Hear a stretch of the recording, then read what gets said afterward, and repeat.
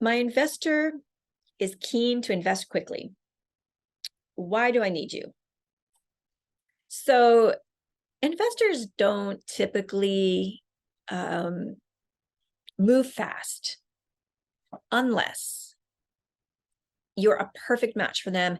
They see that you're in this golden company and they want to lock you down before you entertain any other bids. And that can certainly be the case with your company, right? So I want you to recognize that if you have the powerful advantage is that you have so many investors to choose from that they do want to move quickly. You could do a contract that ensures them the first person in line, so to speak, that you won't go with someone else until you decline them. And we can help you with that type of contract so that the investor feels confident that you have locked down this relationship. And we can put some bullet points of what each party needs to do to ensure that it follows through in a successful way. Other than that scenario, you really want to think about if you're in such a powerful position and someone wants to move quickly, will they have the ability to fund you for the next 20 years?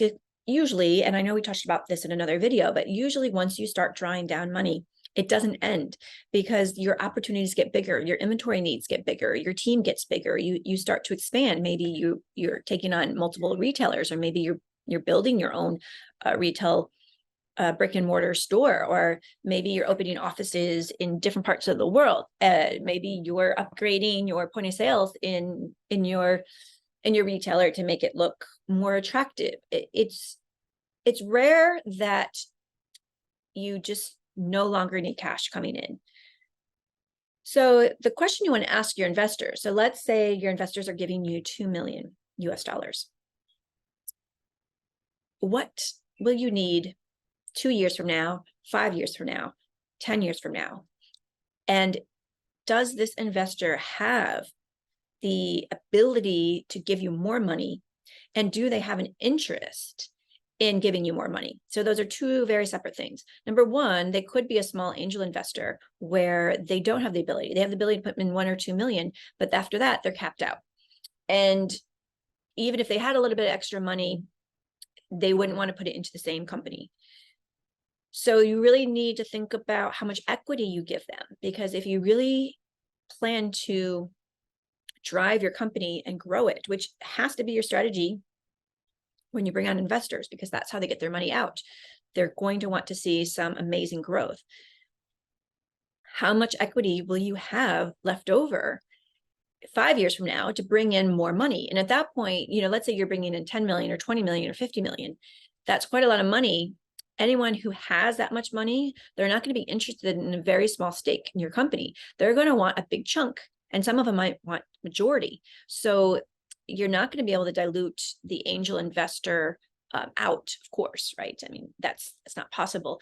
But the only person that you're going to end up diluting is the founders. And then you could end up in a situation that, 10 years from now, you have this amazing, thriving company, but you own 5%. Now, maybe that doesn't matter if it's Facebook, but I doubt. I don't want to not seem very motivating to you, but it's unlikely your company is going to be at the stage of Facebook where you're happy with 5%. So if the people want to move quickly, one of the nice tests you can sit down is you can map out that when you hit a certain revenue number, that they will invest a larger amount, and kind of feel out whether they feel comfortable with that. Most people would never want to commit to that because so much can happen. And so that gives you a little bit more information about who's a good match. But then there's one other point that I just want to raise, is that let's say your investor has a lot of money to invest. Maybe it's not like a private individual, but maybe it's a fund, or maybe it's a team of people that they raise money to invest in companies like yours. And so the limit is not a concern, right? They can give you 1 million now just to kind of test it out, and then they can give you 10 million, and then they can give you 100 million.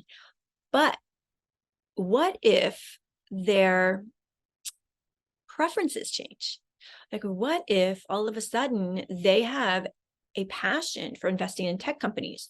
Or what if they have an opportunity that has really taken off on another company they've invested, and they're kind of chasing this shiny ball over here? And even though you're meeting your milestones and you're growing, that investor team just has less interest in your business model.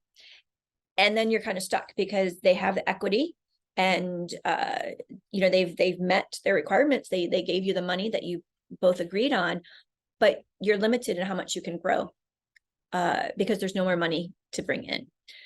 So I think when investors want to move fast, that is always the best opportunity for you to sit down and map out the long-term strategy, because every investor is different, and everybody is going to have a change of heart. And you can use the pandemic as an example, although I think I've used the pandemic as an example in every video because it's just powerful to show you how something can make so many changes in an industry. Is that maybe the pandemic showed us that the supply chain can be disrupted. And when the supply chain is disrupted, it's very expensive.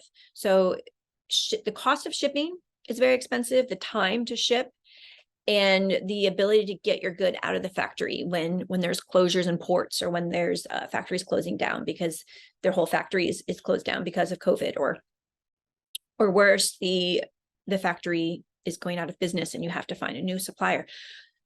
So at that particular time in history, those investors might have a change of heart and say, you know what, I want to start looking at tech, because I don't want to have all my money in companies that have a physical good that needs to be made in one part of the world and then physically shipped on a ship and be in transit anywhere from 6 weeks to 3 months when there are issues. I mean, I've had orders that have taken 4 months to deliver because of the delays in the pandemic. And you can't predict that. No one could have predicted COVID. And so you could have the best relationship with an investor and for 5 years, and then their preferences are going to change. And that is completely reasonable. But it's going to put your company in harm's way, potentially, if for you want to continue to grow, to earn your potential. So if they need you quickly, it's a good time to sit down and really map out the what ifs. What if this happens? What if that happens? And have a backup plan. And usually it could mean that you're ready for loans and you put off the investor for 2 years until you're bigger. And then you can attract an investor that is more aligned with you on where you need to be, because maybe the smaller investors, they just can't answer those questions and they don't feel comfortable committing to more money. And in that case, a loan is a perfect compromise, because the money's coming in and it might buy you another 2 years, and then you can have some successes, and then you can sit down with other investors. So as you can see, another video of where we go hand in hand. If you're talking to investors, you should be talking to us. Like, let us bring in the money, let us step in, help with the cash flow while you negotiate that.